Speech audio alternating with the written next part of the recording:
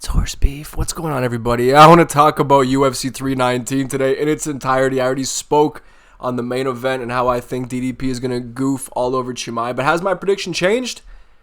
Stay tuned and you'll find out, baby. And let's get started off with the card opener of Bryan Battle versus Meerschaert and Ruziboev. And this is going to be a middleweight bout. I believe Bryan Battle has been fighting his last few at 170, so I think making the bulk back up, I'm not too sure how that'll make him look. He was looking pretty good physically, looked lean at 170, but I think he had problems with weight last time out. So I'm thinking maybe this is just probably the right career move for him. The cut down to 170 was just too much. And you can see it with him on the scales, right? But he's going up against a pretty fucking wiry 185er. Meerschaert and Ruziboev, he's pretty well-rounded, but he is majorly a striker. And they have similar reaches despite Meerschaert and Ruziboev being so much taller. But I just feel like Ruziboev is more dynamic than Bryan Battle, and I think has enough to outpoint him and win this fight via decision. But maybe Bryan Battle walks him down and gets him out of there late. But I don't know. I feel like Ruziboev is just the better fighter. I feel like Bryan Battle kind of has like pillow hands, especially at 185. And I think he'll have a hard time reaching Ruziboev here. That's what I think. And yeah, I'm going to say Ruziboev by decision. I'm going to say like 29-28, maybe 30-27. I can see it being a pretty like one-sided fight. Like Bryan still does have a chance here, of course. I could see this being a closely fought contest. But yeah, as I said, Ruziboev, I believe, will come out as the victor in the end. Now we scroll up here. We got Edson Barboza, man, versus Klose, one of my favorite fighters of all time. In Edson Barboza, I'm such a big fan of this dude. Hate seeing him lose, and I'm happy to see him going up against Klose because I feel like this is a very winnable fight for Edson Barboza, who's clearly very natural, as you can tell by that physique. This man at that age is so natural that it's just it's unfathomable how somebody can be so natural. And I think he's gonna beat the shit out of Klose, man. This is just the most winnable fight for Edson. Drakkar has to go in there and try and grapple, otherwise he's going to get beat up real bad. This is going to be Edson Barboza going back up to 155, which is great. I think that cut that he was making down to 145, I don't think it really played to his advantages whatsoever. I think he was just cutting too much, and he was already chinny kind of as it was, right? So Edson going back to 155 at this stage in his career, cutting less weight, I think is the right call. He's still explosive. He's still fast. I worry about his durability, though. But I think he has the advantage everywhere on the feet. And as long as it stays on the feet, I'm hoping that he comes in there, chops the legs like OG vintage Edson Barboza. Because if he goes in there and chops the legs early, this fight could end in any round. Unless, of course, Edson Barboza is truly washed, then maybe Drakkar goes out there and like smudges him to a win. But if this fight is fought on the feet, then Edson is going to do nasty things to Drakkar as long as he goes in there as vintage Edson Barboza, chops the legs early, because those leg kicks are so damaging that it essentially sets up everything else that Edson Barboza throws, right? The boxing combinations open up when he chops the legs down, and those spinning back kicks of the body as well, man. He's so fucking fast and explosive, and this is honestly just a good matchup. I like this matchmaking from the UFC. Thank you. Edson deserves a win, and I believe he'll pick it up. I'm going to say second round TKO. And then we scroll on up to the next fight, which is Chase Hooper versus Alexander Hernandez. And now this is a tough one, man. I feel like most people are going to pick Chase Hooper in this one, but I just don't think he's that good.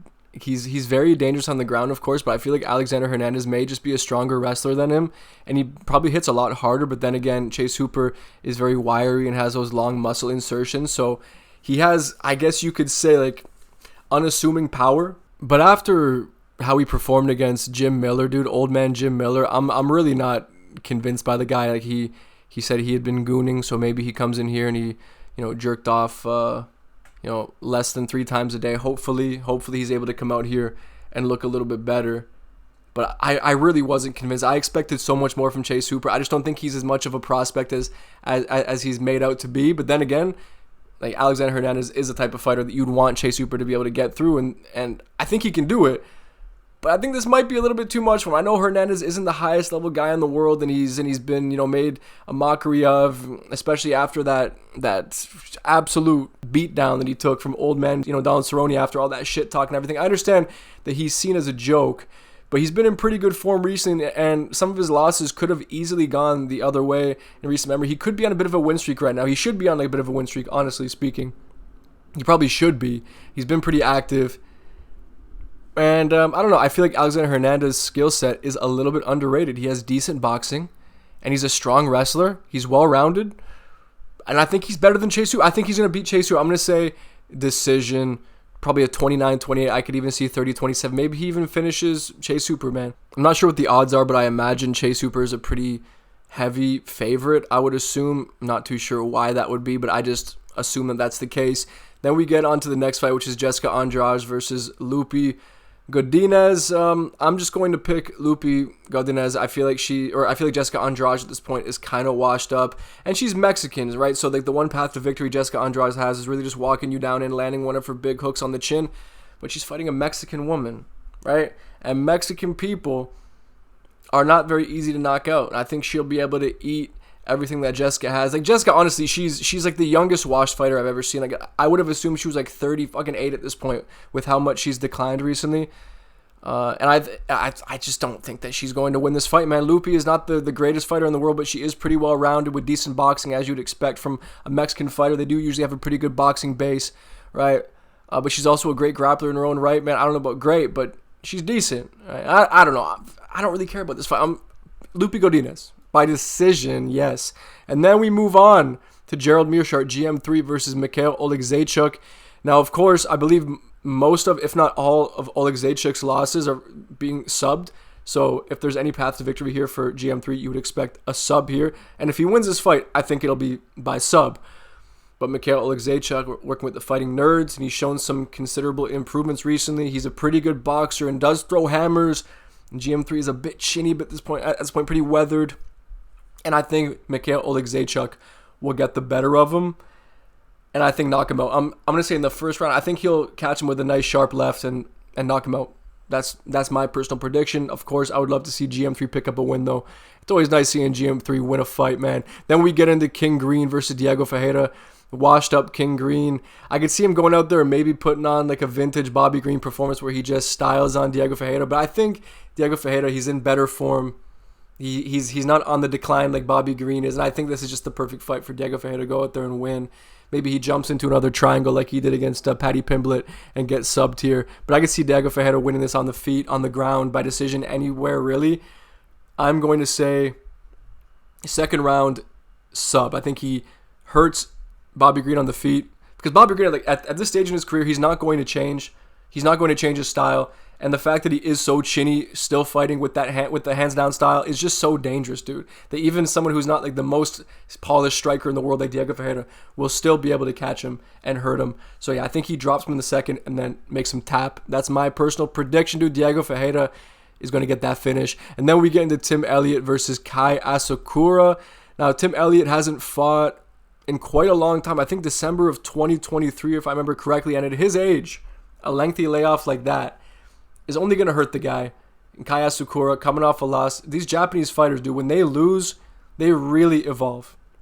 They really evolve. Look at Rinny Nakamura, right after that really bad loss, I believe, against Gafarov, got completely dominated and comes out here and looked like a new fighter last time out. Same thing with Tatsuro Taira. The man looked to have leveled up since that loss. But then again, I don't think Kai Asakura has to come in here leveled up. I think he's good enough to beat Tim Elliott just flat out, right? Kai Asakura, he went up against Pantoja, his first fight in the UFC, right? That's a terrible matchup for him on paper. Now, Tim Elliott, he's a jack of all trades. He has okay striking, kind of awkward, though, nothing really technical about it, and kind of has pillow hands. And he's a decent grappler, right? He's like the quintessential MMA fighter where he's well-rounded, but he's not great at anything. And Kai Asakura, I believe, has such an advantage on the feet.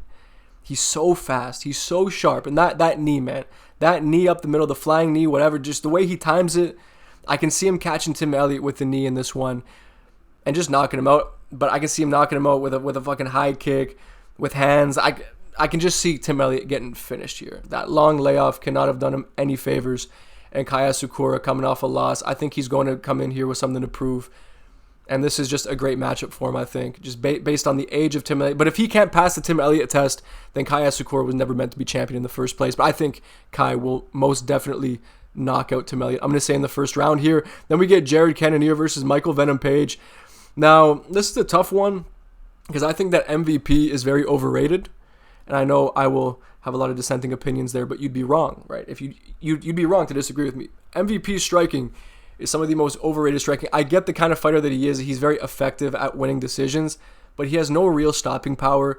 He only throws the right hand with any sort of sting. He doesn't really even have a deep tool bag that he uses at least. He does occasionally throw a wheel kick, and it's like, oh my god, he threw a wheel kick finally. You know, other than just a fucking darting in right hand. Like, he doesn't really utilize a deep tool bag in there. But Jared Cannonier is fucking 40 years old. I know he hasn't really shown much decline, which is crazy. His longevity has been insane. Maybe it's the crystals and his other weird shit that he does. I don't know exactly what it is, man. But Jared Cannonier has not really shown decline. I expected him to get dog walked and like finished pretty early by RoboCop, and he passed that test. RoboCop's a dangerous man. But I think MVP is he's just too slick. I know he said he's overrated on the feet, but that's his main thing, right? Having said that, he is slick.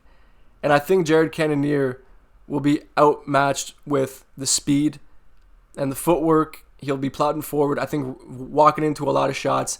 This is even the kind of fight that I could see potentially MVP finishing, but then again, I don't think he will. I don't think he has a stopping power. I think once again he will just skate by to another, I guess, impressive decision. But I don't know. I'm not personally impressed with him putting up those types of performances every single time. So hopefully MVP comes out here and really goes for a finish, because it seems like for MVP to finish you have to just leave yourself on a platter for him to finish. Otherwise, he'll just dance around the octagon and pepper up Jared Cannonier at range.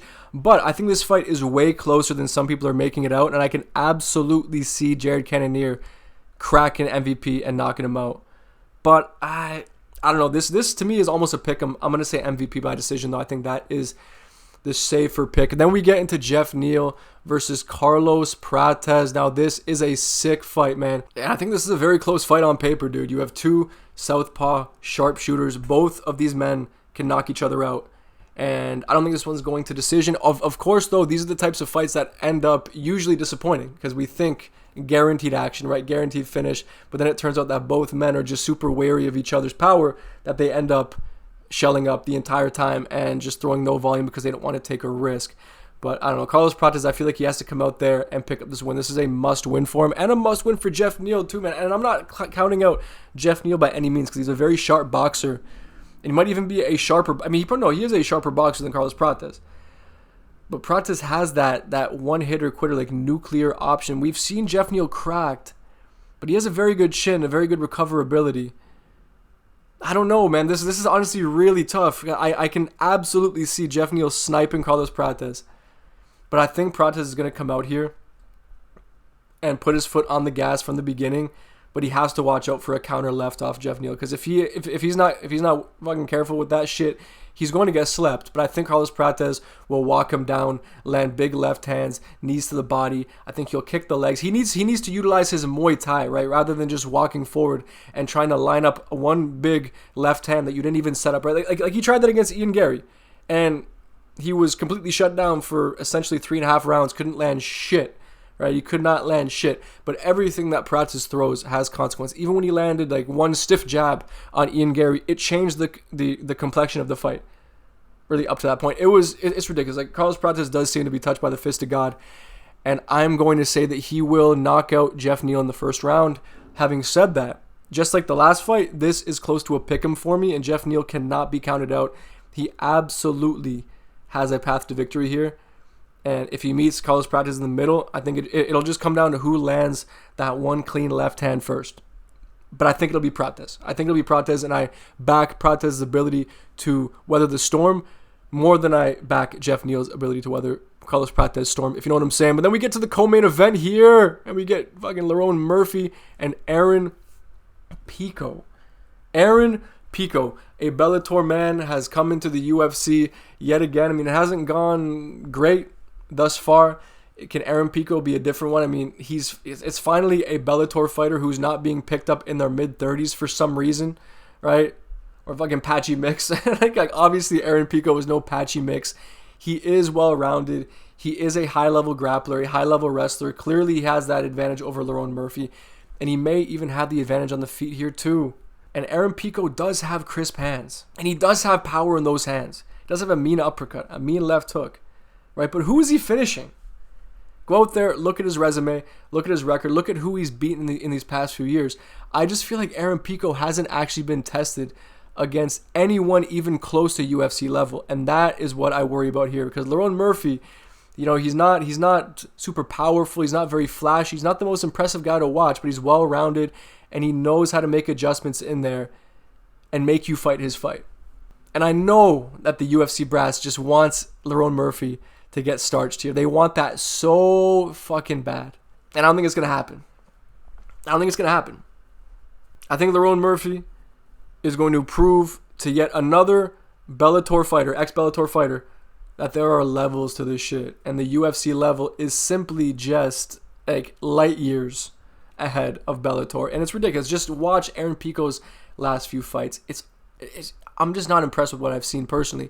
But he does have the skills on paper. And in a 3-round fight, I honestly believe that if this is a closely fought contest, Aaron Pico will just win the fight.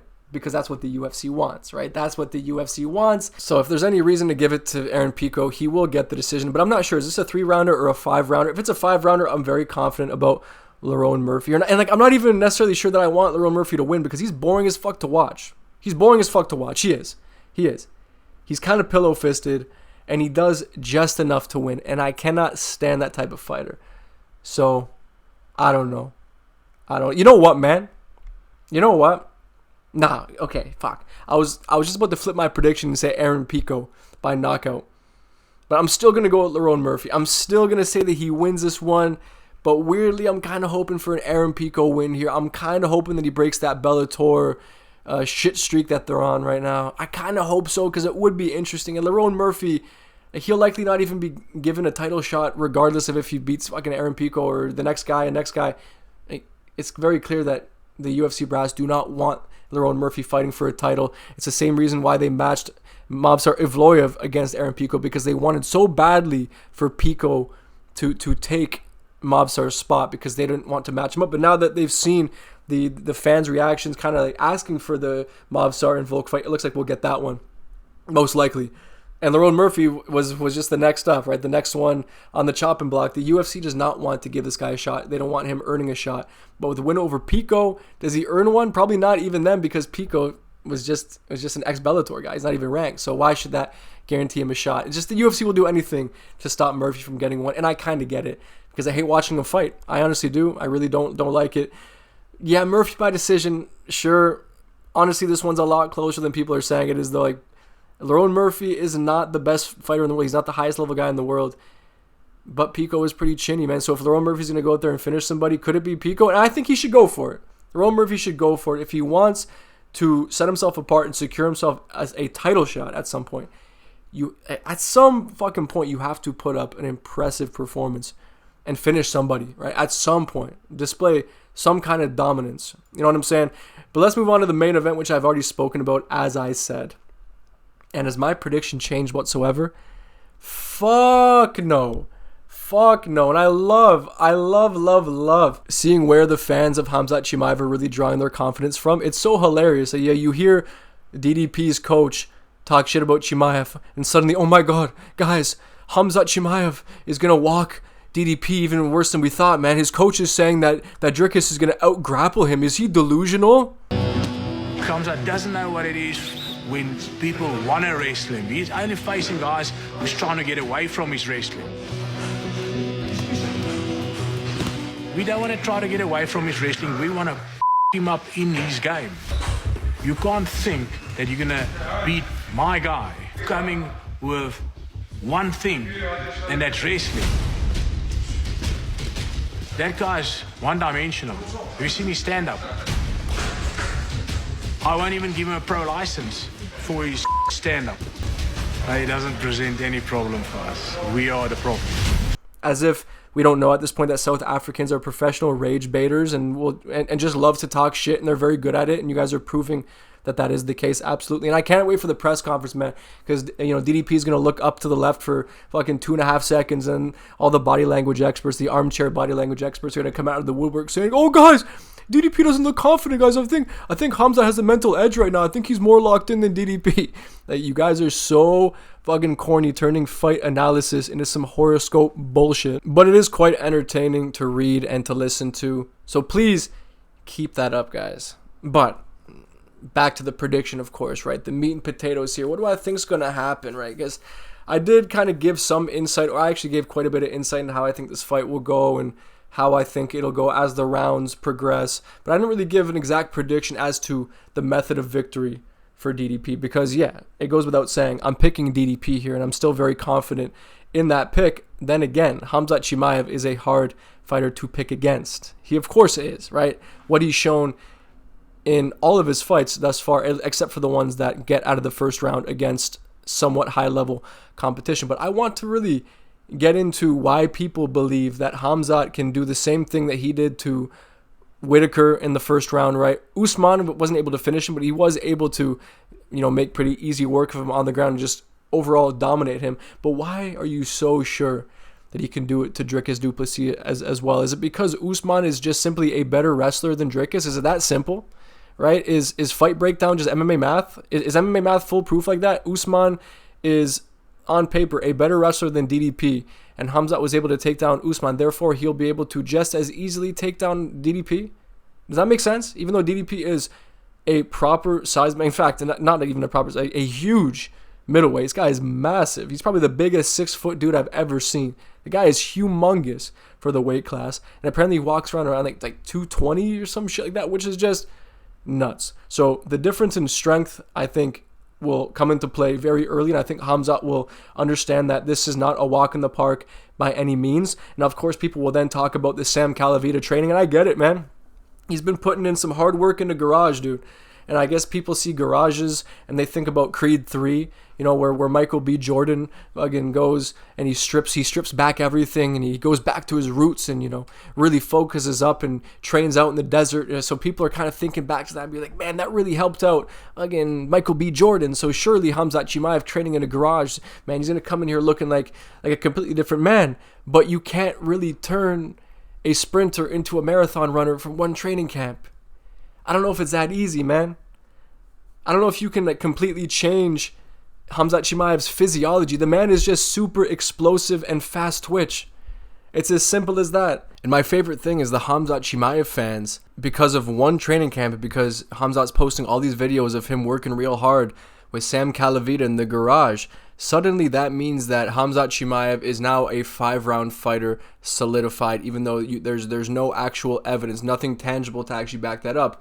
And I just love how so much is being made of him linking up with Sam Calavita. Like, oh my God, that's the guy who developed TJ Dillashaw's cardio, who popped for EPO and was a cheater. Dude, this is a game changer, man. Everything's different now. He's doing lactic threshold training. Wow, I heard TJ Dillashaw say that, so I'm now going to parrot that. Yet, because DDP was taken down by Derek Brunson and taken down by this guy years and years ago, that guarantees that Khamzat will do the same thing but worse, because DDP is apparently not able to improve upon his wrestling, his defensive wrestling, but Khamzat can become a 5-round fighter from one training camp. Does that make a lot of sense? Because cardio is partially, depending on the person, depending on the muscle fiber distribution, everything, cardio can come down very much to genetics. Wrestling is a learned skill. Cardio is as well, kind of. But wrestling doesn't have anything to do with genetic. So do you believe that he'll be a 5-round fighter now because he'll change his approach completely? Because if that's the case, then I'm even more confident in DDP. He's not capable of fighting measured, because when he fights measured is when he looks mediocre as fuck. Right? Think about rounds 2 and 3 against Usman. Like I've already said a million times, people will say that Chimaev won those rounds. I disagree completely. I think Usman won those rounds. I do. Because Khamzat Chimaev on the feet fought measured in those rounds 2 and 3 because he could not push the pace like he was able to in the first round. And like I said, he looked absolutely mediocre. In fact, below mediocre against someone like Usman, who himself looked like trash on the feet in that fight. It was just an exchange of jabs and twos. Jab, two, and the occasional leg kick or body kick. That's it. And Khamzat was able to do nothing in rounds 2 and 3 against Usman, who, as I said, took that fight on short notice in a division that he never fought in before. And I'll bring it up again. The Robert Whitaker victory. Yes, very impressive for him to ragdoll Whitaker like that. I didn't think that he would be able to take down Whitaker at will like that. And he proved me wrong there, but knowingly or otherwise, as I say, exploited a pre-existing facial injury, which I didn't even know this when I made my last video, that DDP actually triggered that injury. So technically DDP finished him for Chimaev. It's not even a win for Chimaev anymore. I'm taking it away. I've rescinded this victory. It's now 2 wins for DDP over Robert Whittaker. And listen, I don't make the rules, so if you have an issue with that, you could take it up with somebody else. I really don't give a fuck. But back to the fight. I'm not thinking that DDP just stays on the feet the entire time. I do believe that Khamzat can very well take down DDP. In fact, I think there's a good chance he probably will. And does he hold down DDP? That's the question. I don't think he does. I really don't think he's able to hold down DDP. Or DDP is so physically fucking strong, man. He is a monstrosity of a human. And we haven't really seen Chimaev ragdoll somebody of that physicality. We haven't. And if he's able to go out there and do that, then, dude, I'll put my hands up and say I was absolutely wrong. I just don't think that he's able to, right? But then again, we haven't seen it. But we have seen Dricus Du Plessis drag the highest level fighters in the world into deep waters and beat them. We've seen that time and time again. And I love this new narrative going around that suddenly, like, based on no information, Khamzat Chimaev, he can beat DDP in any way. He can knock him out. He can sub him in the first round, second round, third round, man. He can even beat him in a decision suddenly, man. Despite the fact that we have only evidence to suggest that Khamzat Chimaev is nowhere near the same fighter after even round 1. I feel like some people are giving him too much credit and saying round 2. No. It's after round 1. Khamzat Chimaev slows down and becomes a different fighter completely. But because of your emotional arguments and your unwillingness to concede as fans who live vicariously through your favorite fighters, Khamzat Chimaev, Islam Makhachev, whatever, right? The list goes on. Khamzat Chimaev, based on no information, has gone from being known as a 1-round fighter to suddenly being able to beat DDP in a 5-round fight by decision. Make that make sense. I'm not too sure, man. People are really just pulling arguments out of their asses, and it is laughable to listen to. It really is laughable, and I cannot wait for this fight, man. Not just to be proven correct, but just to watch this beautiful fight. It is seriously an amazing fight on paper. Super exciting. I said it in my last video about this fight. That is one of the most anticipated fights of all time for me. Not even just of this year, of all time. That's how exciting this fucking matchup is.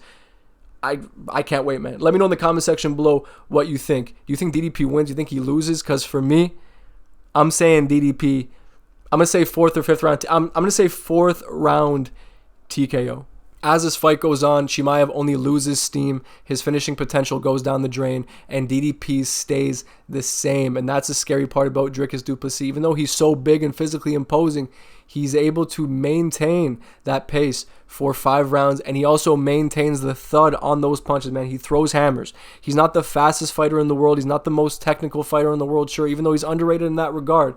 But the difference between him and Chimaev is that DDP's explosiveness and his power is sustainable as opposed to Chimaev's. But then again, if he comes out here on EPO, then, hey, man, we could see a completely different Khamzat Chimaev who's explosive for 5 rounds, and that's a version of a fighter who can never be beaten. But that's just really not how it works. Khamzat will likely not be able to keep up with that explosiveness. If he comes in here the same as he always does and does not get DDP out of there in the first round, then I believe he loses this fight. Absolutely. Whether that be by decision or TKO. One path to victory here. I stand by that. Even now, I stand by that. It makes all the sense in the world. But anyway, that does conclude my thoughts on this fight. As I said, I want you guys to let me know what you think about this card, about this fight, about what you think about my picks. If you think I'm right, you think I'm wrong. Whatever your thoughts are whatsoever, just let me know in the comment section below. And as always, guys, I appreciate you watching, and I'll see you on the next one.